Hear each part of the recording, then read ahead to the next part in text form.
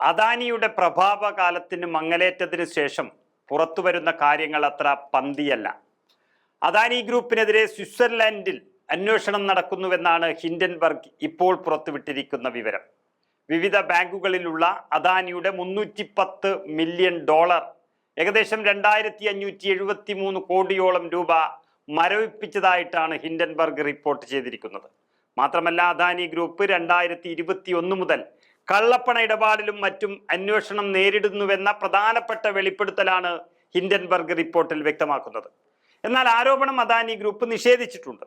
Swiss criminal കോടതി പുതുതായി പുറത്തുവിട്ട വിവരങ്ങളെ ഉദ്ധരിച്ചുകൊണ്ടാണ് ഹിൻഡൻബർഗ് എക്സ് പ്ലാറ്റ്ഫോമിൽ കൂടി ഈ വിവരങ്ങൾ ഇപ്പോൾ പങ്കുവച്ചത്. സ്വിസ് മാധ്യമമായ ഗോതം സിറ്റിയാണ് ഇത് സംബന്ധിച്ച വാർത്ത പുറത്തുവിട്ടതെന്നും ഹിൻഡൻബർഗ് വ്യക്തമാക്കുന്നു. ഫെഡറൽ ക്രിമിനൽ കോടതിയുടെ ഉത്തരവ് പ്രകാരം ജനീവ പബ്ലിക് പ്രോസിക്യൂട്ടറാണ് അദാനിക്കെതിരായ കേസുകളിൽ അന്വേഷണം നടത്തുന്നതെന്നും അദാനിയുടെ ബിനാമിയുടെ പേരിൽ നിക്ഷേപിക്കപ്പെട്ട പണം സംബന്ധിച്ചാണ് അന്വേഷണം പുരോഗമിക്കുന്നതെന്നുമാണ് റിപ്പോർട്ട് വ്യക്തമാക്കുന്നത്. അതായത് ഹിൻഡൻബർഗ് പുറത്തുവിട്ട ആദ്യത്തെ റിപ്പോർട്ടുകളുടെ അടിസ്ഥാനത്തിലാണ് ഇപ്പോൾ അന്വേഷണം നടക്കുന്നതെന്നാണ് വ്യക്തമാകുന്നത്.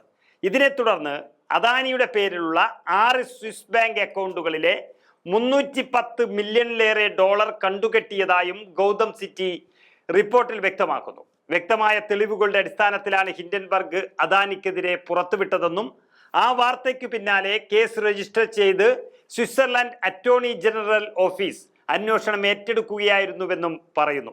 അദാനിയുമായി ബന്ധപ്പെട്ട് ഹിൻഡൻബർഗ് റിപ്പോർട്ട് ചെയ്ത ആദ്യ ആരോപണങ്ങളിലാണ് ഇപ്പോൾ പരിശോധന നടക്കുന്നതെന്നാണ് വിവരം. എന്നാൽ പുറത്തുവന്ന ആരോപണങ്ങൾ അദാനി ഗ്രൂപ്പ് തള്ളിക്കളയുന്നുമുണ്ട്. ഏതായാലും ഗോഡ്ഫാദറായ നരേന്ദ്രമോദിക്ക് സംഭവിക്കുന്ന അതേ തരത്തിൽ തന്നെ തിരിച്ചടികൾ ശിഷ്യനായ അദാനിക്കും സംഭവിക്കുന്നു എന്നതാണ് പുറത്തുവരുന്ന വാർത്തകൾ നൽകുന്ന സൂചന.